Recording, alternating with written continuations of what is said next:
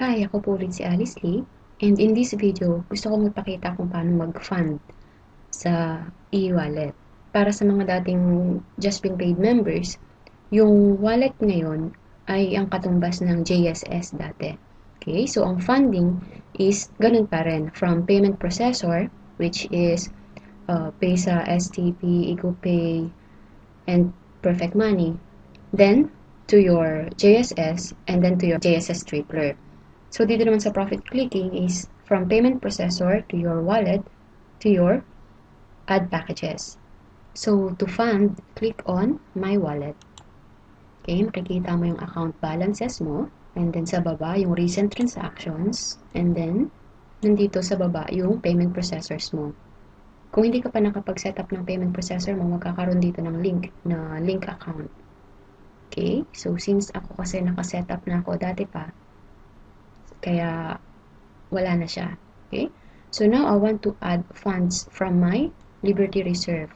Click this add funds. Okay? And then enter the amount you want to deposit. Then click fund this amount. And then click this link to continue. Pay now. I-redirect ka niya sa Liberty Reserve.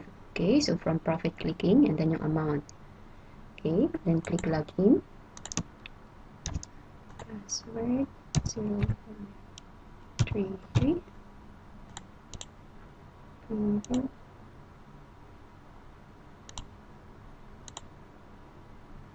Okay, then click confirm. Your transfer was successful. Thank you for choosing. Then return to merchant. Continue. So, your payment from Liberty Reserve was successful. Return to wallet. Okay, so now makikita mo yung wallet balance mo is nagkaroon na ng laman.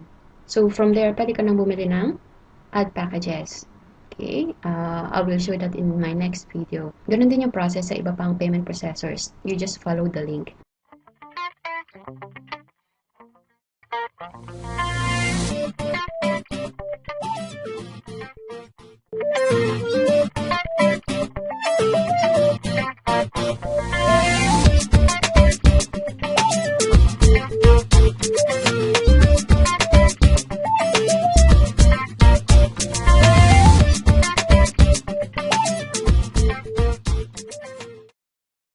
And ang good news is pwede nang mag-fund through Payza.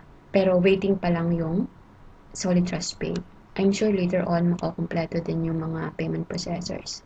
So, but anyway, for now, ganun yung pag-fund ng wallet balance. Okay, so again, this is Alice Lee. And see you in the next video. Thank you for watching.